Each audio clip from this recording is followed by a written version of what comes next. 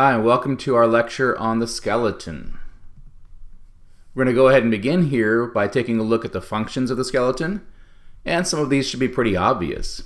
The skeletons provide support to us, holding up our body, and assists us in movement because we have our muscles attaching to various portions of it. Now, it also provides us with protection. The skull, of course, is a great example of this, and those cranial bones are going to protect our brain. Now, it also does a couple of other things. One of those is it's going to store both minerals and fat. Obviously, the bone itself is made of minerals, and therefore we can store needed minerals like calcium inside of our bone. And of course, if we need that calcium, we can break some of that bone down and release that into our bloodstream.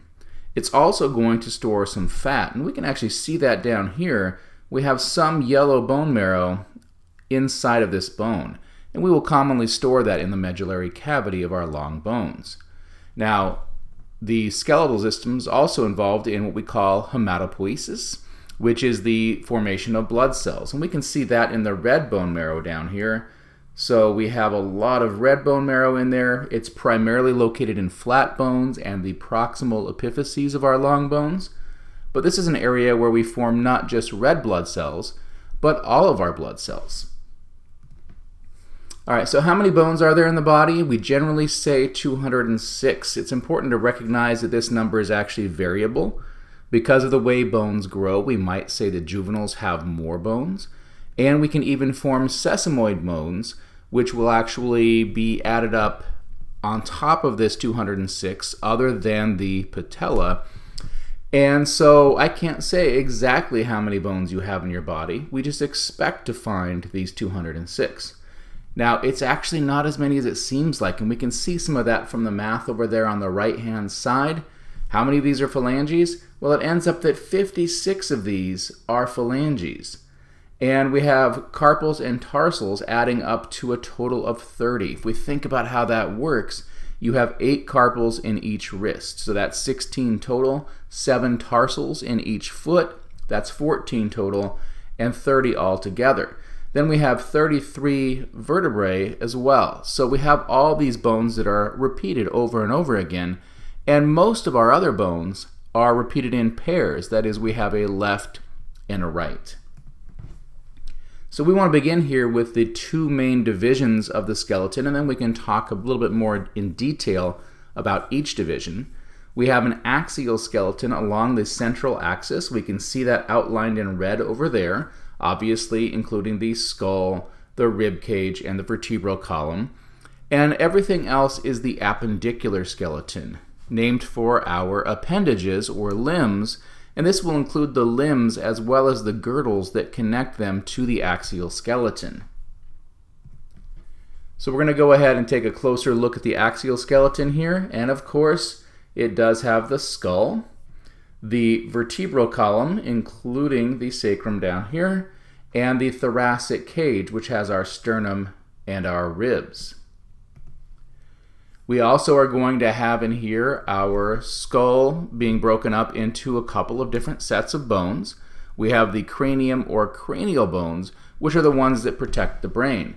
And we can kind of see here that nice separation. Here are the cranial bones, and here are the facial bones. So the cranial bones are the frontal, the parietal, the occipital, the temporal, the sphenoid, and the ethmoid, which kind of is difficult to see if we're taking a look at this in a complete skull. It's kind of cool to look at this picture down here where we can see the width of the sphenoid, and then here we can see the ethmoid kind of crammed in between our eyeballs. The facial bones, of course, are those that are going to be supporting the entrances to our digestive and respiratory tracts. We often think about this as the area around our mouth. And so we have things in here like the mandible. We have the maxilla, and those are the two bones that hold our teeth. We have our cheekbones or zygomatic bones. The nasal bones form the bridge of our nose. We have the lacrimal bone, and that's kind of a tricky one here. We can see that as a little rectangle. And that's going to be basically in between the maxilla and the ethmoid as we head back into our eye socket. The palatine bone we can see pretty well down here in this diagram, and it's also kind of tricky in location. We think about this horizontal plate here as contributing to our hard palate. The vomer, along with the ethmoid, which of course is a cranial bone, is going to form our nasal septum. And then we have the inferior nasal concha coming off of either side of our nasal cavity. When we think about our skull, we think about how we look at skulls often in lab, or how we might access a brain inside of a skull. And that takes us to the concept of the calvaria. That is the skull cap. And you can see a diagram here where there's a line kind of going right across there, and that entire top part would be cut off to access the brain. That would be the calvaria. We also have a really weird bone that's associated with this axial skeleton, and that is the hyoid bone here. If we take a look over to the right, we can see the positioning of the hyoid bone. It's kind of like a little mini mandible down below this mandible. And the hyoid bone is kind of known as being the only bone in the body that doesn't articulate with another bone. That doesn't mean it isn't connected to other bones. It is connected to other bones via muscles, but there is no bone-to-bone connection. And the weird thing about the hyoid bone is its positioning places it in between our voice box and essentially that area below our mouth. Now, as a result of this, we can actually hold it still from above, and we can kind of utilize this to manipulate our voice box. Or we can actually hold it still from below, and we can use this to manipulate our tongue. So those muscle attachments going between various parts of the body and the hyoid bone are very important. It's important in swallowing and speech, and we need to find this probably generally attached via wires to any skeleton that we would find in a lab, because it doesn't actually connect to any particular bone. All right, so fontanelles, these are other kind of key features of the skull, and we might think about these in association with our sutures, those lines that kind of join bones together in an adult. But fontanelles were there first. These are the soft spots that we think about in a baby's skull that allow for the distortion, the changing of shape of the cranium during that birthing process. You maybe have seen babies come out with kind of a cone-shaped head before, and they're going to allow for skull growth after birth. Of course, we think about the narrowness of the human pelvis and how we need to get this head out of there during the birthing process, but we do have this large brain, so we need to continue to have our skull grow. And we can see several of these here. We have an anterior fontanelle, that's the soft spot most people push on. There's a posterior fontanelle, and from the side we have the posterolateral or mastoid fontanelle near the mastoid process. And we have the sphenoidal or anterolateral fontanelle here, where the temporal and sphenoid and parietal and frontal bones all meet. The other thing you'll notice here is there's a frontal suture which will disappear because our two frontal bones that we start out with end up joining by a bony fusion. All right, our next bones, which we think about in the axial skeleton, are the auditory ossicles, which basically just means ear bones. So this is our collective term for the hammer, anvil, and stirrup, or if we want to think about these in their technical terms, which we do, they are the malleus, the incus, and the stapes. So those are our three auditory ossicles, and we can see here that we have our eardrum or tympanic membrane. It will vibrate when sound hits it. That will transfer that force to the malleus, which transfers it to the incus. You can see that both of those have long lever arms which magnify the sound. The incus transfers the sound to the stapes, which pushes on the fluid environment of this inner ear. The sound waves will actually go down this way into this coiled up structure we can't see all of called the cochlea. All right, that takes us to the vertebral column. So the vertebral column obviously is a key part of the axial skeleton. In fact, as we think about what the axial skeleton is, we're going to associate this axial skeleton with our central nervous system, which we also associate with the posterior or dorsal cavity of the body, meaning it holds the brain and spinal cord. And obviously, the vertebral column or spine will contain the spinal cord within it. We do break this up into several different regions, and we want to know the number of vertebrae associated with each. So we have 7 cervical vertebrae up top here. We have 12 thoracic vertebrae. Should be pretty easy to remember. We also have 12 pairs of ribs, and they are associated. We have 5 large lumbar vertebrae down in our lumbar section. We can notice that because of the curvature of the spine there. And then we have the sacrum, which is composed of 5 sacral vertebrae. Down below that is the tailbone or coccyx. Generally, this has 4 fused vertebrae, although there is some variation in number there. Now, we do also have a couple of curvatures associated with this spine, and it's important to recognize that if we take a standard quadruped spine, which has a single curvature, kind of an arch to it, we need to bend it back the other way if we're going to straighten it out, as we have in our spine being a bipedal organism. So if we take a look here at the primary curvatures, those are the ones that we start out with. Those are the thoracic, and we see that here, kind of with this open part of the curve facing anteriorly. This would be towards the front. And then we have another one here down here, the sacral curvature, or sometimes called the sacrococcygeal curvature. So both of those have the open part facing anteriorly. They develop in the womb. Those are the curves that exist in a quadruped. And to straighten this out, we bend it the other direction in a couple of places. There's a very obvious curvature the opposite direction in the cervical region. And then, of course, in the lumbar region, we also have a curve in the opposite direction. You might think about lumbar pillows or lumbar support fitting into this curvature. And those, of course, have the open part of the curve facing posteriorly. So these will develop after birth. You can kind of think about a baby starting to try to hold up its head.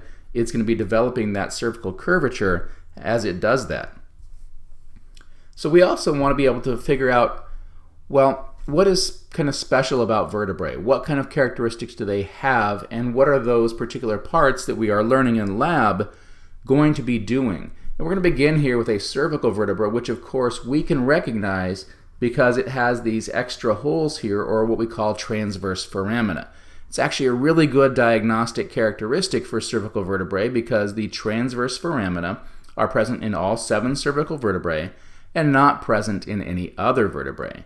Now, these are the holes through which the vertebral arteries and veins pass, the vertebral arteries delivering some of the blood to the brain to ultimately join to the blood flow from the carotid arteries.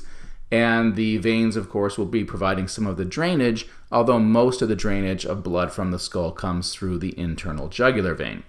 So that's these extra holes here on either side within the transverse processes of the vertebra. Of course, this larger vertebral foramen is where the spinal cord goes. We do, of course, have 2 specialized vertebrae within this cervical region, C1 and C2, C1 being the first cervical vertebra or atlas, the one with which our skull articulates. And we can actually see that it has some very large superior articular facets, which will be where it connects to the occipital condyles of the skull. Down below this, we have the axis, or C2, and this has a pretty obvious structure sticking up on top of it called the dens, or the odontoid process, odontoid meaning tooth-like.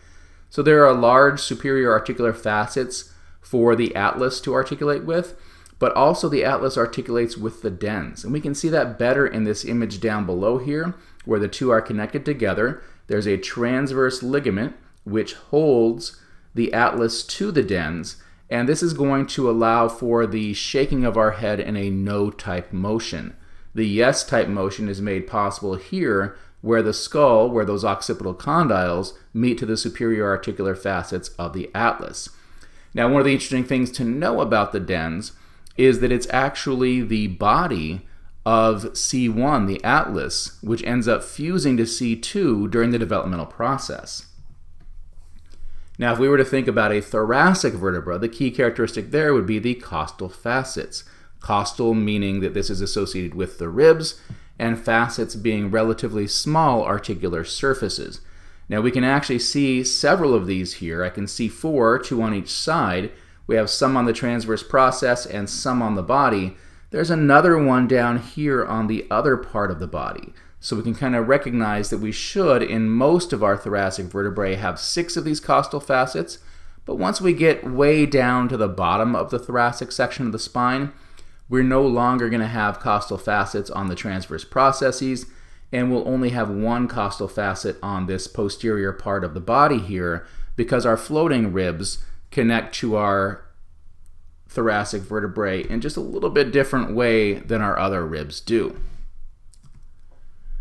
All right, we also want to think here about our sternum. The sternum, of course, is the breastbone. It's this bone that comes down here, and we can recognize that it has three parts: the manubrium, the body, and the xiphoid process. So this is where our ribs are going to attach through our costal cartilages that we see here. Obviously, that's going to be true for some ribs, but not for our bottom two floating ribs. We do have a couple of other important features associated with this sternum. The suprasternal notch, which you can feel on yourself, and that would be this upper arrow here. It's this little notch right exactly where its name says it is, above the sternum.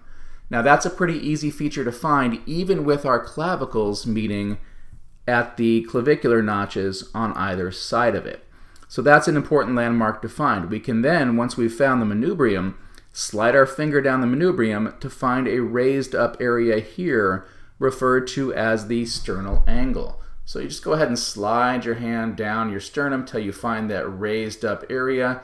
That is your sternal angle. And you might be saying, well, why do I really care? Well, if we can find this sternal angle, we can find this second rib. We probably can't find this first rib because of the clavicle being positioned kind of superficial to it, but we can find that second rib, which means that we can find this second intercostal space, or this third intercostal space, intercostal meaning being in between the ribs. And there is a diagnostic value to being able to do this. In particular, we can start at the suprasternal notch, up in here, slide down, find that sternal angle, allowing us to find our second rib. Once we find our second rib, we can slide into that second intercostal space, and here we can listen to our pulmonary valve. So these landmarks for auscultation of the heart allow us to hear valve sounds of the various valves of the heart. From this second intercostal space on the left-hand side, listening to the pulmonary valve, I can slide over and listen to the aortic valve on the right side of the heart. I can, of course, slide from that second intercostal space down into this third intercostal space, this fourth intercostal space, and I can get down in here and try to listen to that tricuspid valve, or I can slide further over here to the left side and try to listen to sounds from that mitral valve. So I have the potential here to use a couple of landmarks, the suprasternal notch to find the sternal angle, to find an intercostal space, and from there to find other spaces where I can listen to the various valves of the heart and check for their functions, looking for things such as heart murmurs. Now, the xiphoid process is another important landmark that we might want to find. Of course, we remember we had the manubrium, body, and xiphoid process, and you can see that this is the most inferior aspect of our sternum, and generally when we're performing CPR, we find that, and we can see that happening here with a couple of fingers. Place our hand above that so that we are pushing on the body, as opposed to pushing on the xiphoid process itself. And the idea here is that because the liver fills this entire upper portion of our abdomen, we don't want to drive that xiphoid process down into the liver, causing a laceration of this highly vascular organ. All right, we're going to take a quick look at our ribs here, which we do break up into three groups. Here we can see the true ribs. That's the first 7 pairs, and each of these has an individual costal cartilage connection to the sternum. And I've highlighted those here to make that easy to see. We can follow the last one, rib number 7, and it comes over here, its costal cartilage joining all the way to the sternum. We do also have false and floating ribs. The false ribs are in green, the floating ribs in orange on this side. We can see that ribs 8, 9, and 10 are going to connect here and piggyback on number 7. Now the tricky thing about this is, in a technical definition, 8, 9, and 10, 11, and 12 are all false ribs, and that is because false ribs are defined as not attaching directly to the sternum. But we do recognize 11 and 12 which rather than piggybacking have absolutely no connection to the sternum, as being the floating ribs. But we do recognize this is a subset of the false ribs. So if we think about how the ribs are organized, 7 true, 5 false. It's a dichotomy. There are just 2 groups. Within the false ribs, there are those that are false but not floating, and then there are the 2 floating ribs which have no connection to the sternum at all.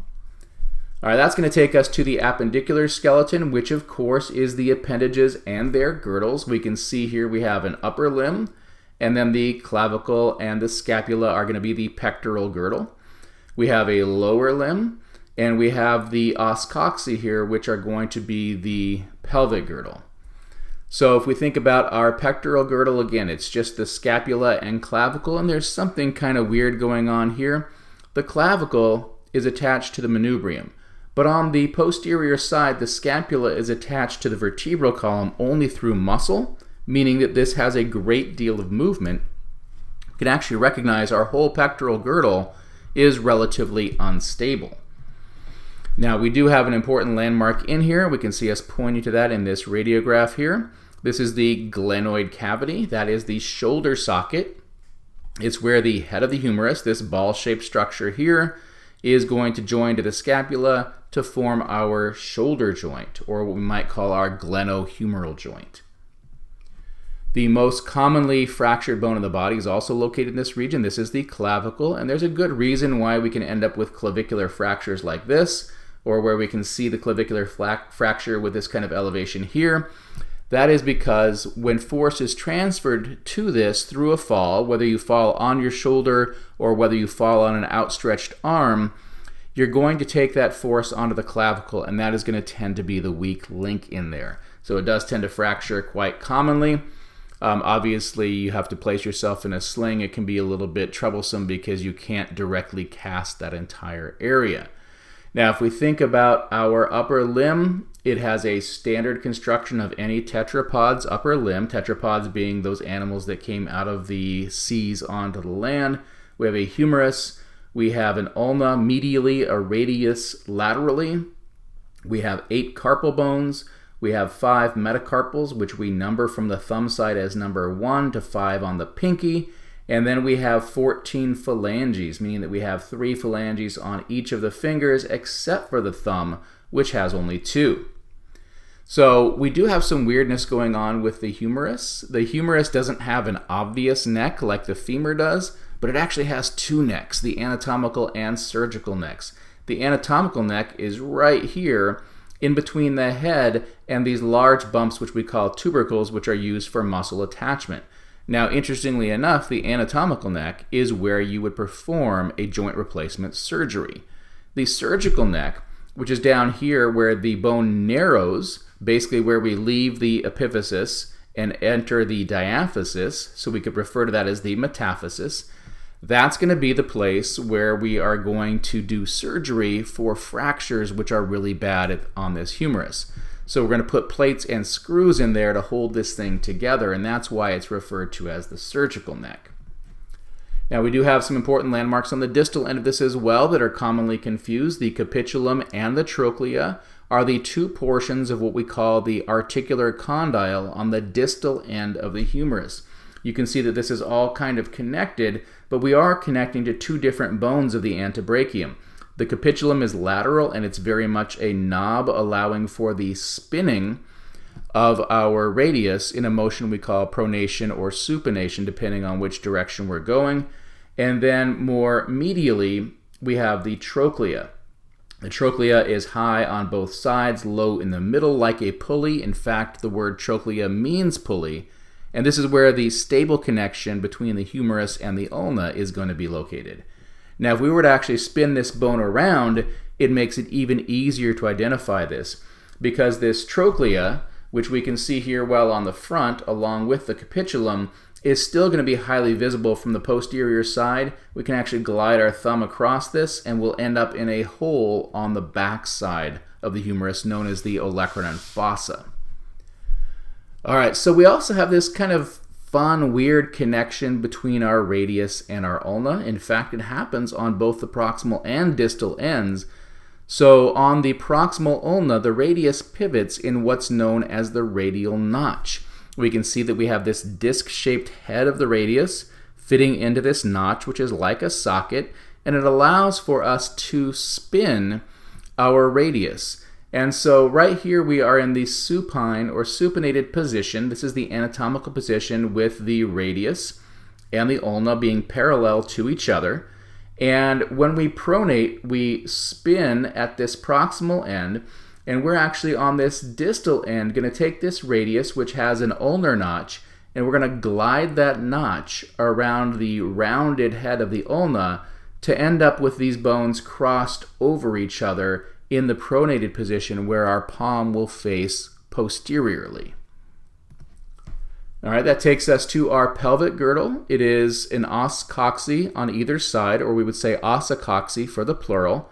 The os coxae or coxal bone or hip bone, sometimes also called the innominate bone, is actually really three bones that are fused together: the ilium, ischium, and pubis. The ilium up top, the ischium posteriorly being the bones we sit on, and the pubis towards the front, obviously underlying our pubic region. They fuse together here to form a hip socket, which is nice and stable in mammals. We call that hip socket the acetabulum. This is kind of a key feature of mammals, although birds have also independently formed a nice hip socket like this to allow for a pretty kind of straight upright stance. If you ever take a look at how the limbs hook into a lizard, let's say, as compared to a mammal like a cat, in a cat, the limbs will come relatively straight down from the body, and in a lizard, they'll stick out to the side. A lot of that has to do with the nature of this acetabulum, and some of it, of course, has to do with the nature of the femur. All right, so which bone in the body is best for sex determination? The easiest, quickest sex determination of a skeleton can be done with the os coxae. And we'll kind of put the pelvis together so that we have two ossa coxae. Makes it just a little bit easier. And if we think about this pelvis, a complete pelvis is our two ossa coxae, a sacrum, and a coccyx. And once we take a look at those, we can see we have all kinds of features. Like we have this pelvic inlet, and we have down below here in red a pelvic outlet. Now you can get an idea of the difference between a female pelvis and a male pelvis here, with a female pelvis being wider, a male pelvis generally being more narrow. A lot of this is really about that pelvic outlet. It needs to be bigger in a female. We need to have a bigger space between the coccyx, the ischial tuberosities on either side, which are kind of behind here, or that ischial spine there, and this pubic symphysis. So the female will have kind of a wider pelvis. And if we think about the key feature of this, that's going to be the subpubic angle. So how does the female pelvis differ? We have this wide, almost curved subpubic angle, way greater than 90 degrees in females. And in males, we have a 90 degree or less, very triangular subpubic angle. So that would be by far the first thing I would look at, the easiest thing. Now the ischial tuberosities, which we're going to see here and here, will be further apart in females. Now, I don't know if you're familiar with this, but you can go purchase a bicycle seat and kind of get a nice expensive one. They will actually measure your butt for you. They'll have you sit down on a gel pad and leave indentations. They can measure that to determine what kind of seat you should get. You're probably already familiar that female bike seats and male bike seats are different, but there's actually different sizes you can get for both of them. It ends up that females have their ischial tuberosities further apart. They need a wider bicycle seat to deal with that fact. Now we also might find these anterior superior iliac spines farther apart. Those are these features here and here. And so those are kind of the hip width which we might notice, because that false or greater pelvis there is the greatest overall width on the pelvis. Now if we take a look at our lower limb, it should be relatively simple. Again, a kind of simple tetrapod limb. We have our femur here connecting to our tibia down here. We have a patella in between those to help the tendon glide. We have a fibula over here, which is not the weight-bearing bone of the crural region, but it runs alongside the tibia. We have our 7 tarsals down in here. we have metatarsals and phalanges. Now we do have kind of a key difference here between the foot and the hand, and we want to think about the big difference there would be in the tarsal number, right? 7 tarsals versus 8 carpals, but otherwise they're really similar. We have phalanges, we have metatarsals in the foot, metacarpals in the hand. That's going to be 5 of each of those, metacarpals and metatarsals. But we do, in both the foot and in the hand, have a difference between digit number 1, which would either be the thumb or pollex, or the great or big toe or hallux, and between that and the other 4 digits. So the first digit in both cases has just 2 phalanges, the proximal phalanx and the distal phalanx. And we can see that here nicely on this foot. Here is proximal phalanx number 1, here is distal phalanx number 1. And then we have the other digits with a proximal phalanx, a distal phalanx, and in between them a middle phalanx. So if I were to pick, say, this one right here, this bone would be middle phalanx number 3, or the middle phalanx of the 3rd digit. So that's kind of our difference between the 4 digits and our primary or number 1 digit in both the hand and the foot.